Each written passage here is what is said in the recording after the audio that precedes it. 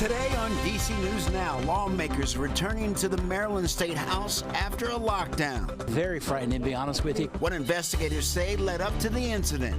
Plus, a tree falls into a home in Silver Spring, how neighbors are dealing with the cleanup. And we've got a sunny start today, but rain moving in later.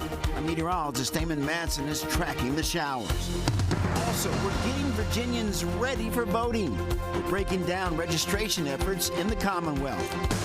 Plus, recreational marijuana taking a step forward in Virginia. Not only do we have the ability to build $1 billion industry here, we also have the ability to provide thousands of jobs. The details of that bill as it heads to the governor's desk. You're watching the station covering all of the DMV. This is DC News Now.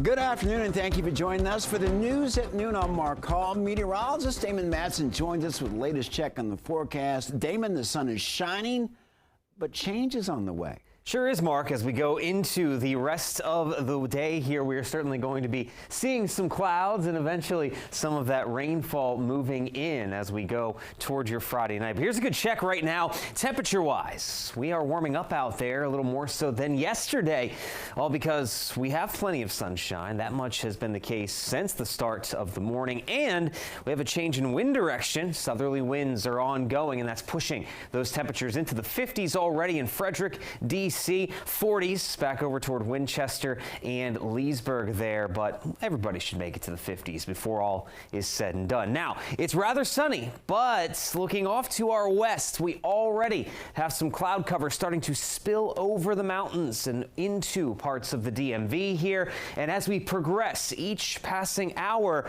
you're going to notice a little bit of that cloud cover increasing in the sky for the rest of the day today as our next storm system, there it is. It's already knocking on the door down to our south and west across Kentucky, Tennessee, over into North Carolina there. All of this rainfall will eventually make it here by later on this evening going into your Friday night. So it looks like the rest of the day today, thankfully enough, though, will be dry as we head on through the afternoon into the evening. Certainly going to turn cloudy by the time we get to 7 p.m., but dry conditions look to prevail up until just after sunset. Then the showers will begin. So how long is this soggy weather, this next storm system, going to stick around with us? How soggy should we expect it to be for the start of the weekend? And as we progress along into your Saturday afternoon, Sunday, will we still see temperatures on the rise even with that rainfall passing through? We'll have a full look at your forecast coming up here in just a bit. All right, Damon, thank you. Officials say a family in Silver Spring is displaced after a tree fell into their home. It happened early this morning. Our Candace Cole has the details. This happened around 4:45 this morning. Pete Peringer, spokesperson for Montgomery County Fire and Rescue, says that a tree fell down onto this house while two people were inside sleeping. They were able to get out and get their pets out of the way as well. Take a look at this. Peringer's post on X said this old growth tree fell through the middle of this two-story home in the 2900 block of Collins and Dawson Avenues in Wheaton.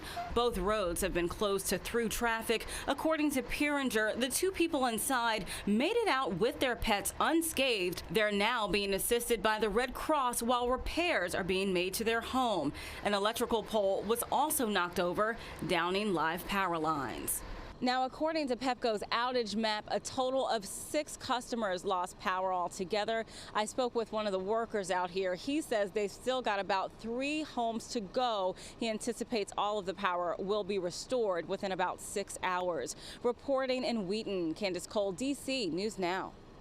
All right, Candace, thank you. Maryland lawmakers returning to the State House after officials say an anonymous phone thread put the government building on lockdown for 2 hours yesterday. Governor Wes Moore, Lieutenant Governor Rena Miller, and the Senate President were in the building during the lockdown. Maryland Capitol Police arrived within minutes and placed the State House, the Government House, and the Senate office buildings on lockdown. And investigators escorted state leaders out of the building and gave the all clear after sweeping the building and surrounding area for potential threats. The incidents left some lawmakers shaken. The whole SWAT team running towards the back of the Capitol. Very frightening, to be honest with you, because I've been here 10 years, sir, and I've never seen anything like this happen, ever. Well, the governor later released a statement thanking law enforcement for keeping him and other lawmakers safe. Well, a person is in custody of the Frederick police after a barricade situation. This happened yesterday evening on Ballinger's Center Drive. Police say the suspect barricaded themselves in their vehicle. Investigators say that it ended around 7 o'clock. Well, a housing authority officer is recovering this afternoon after being shot in Navy Yard yesterday. And police say that they arrested 40-year-old Victor Terrell and 37-year-old Tiona Tolson. Police were called to an apartment building on M Street Thursday morning. Investigators say that Terrell and Tolson were on the second floor, and they were asked to leave, but Terrell refused. Officers tried to arrest him before a struggle broke out. Police say that Terrell fired several shots, one bullet hitting the officer in the stomach. Ward 8 council member Trayon White says more needs to be done to address crime in the district. We are in a crisis when it comes to public safety in the city, and we need a real comprehensive plan to address public safety. We are piecemealing together, and it's not working, and so we have to really take it serious and put the proper resources and attention to it. The officer injured is expected to be okay. An 11-year-old girl is dead in Prince George's County after she was shot by her stepfather. Prince George's County police say the girl's stepfather, Curtis Lynch, shot and killed the girl, Maylin Turks. Now, he also shot the girl's mother, then shot and killed himself. Now, we know that the mother is in the hospital with critical injuries, and police say it happened Wednesday night in Landover.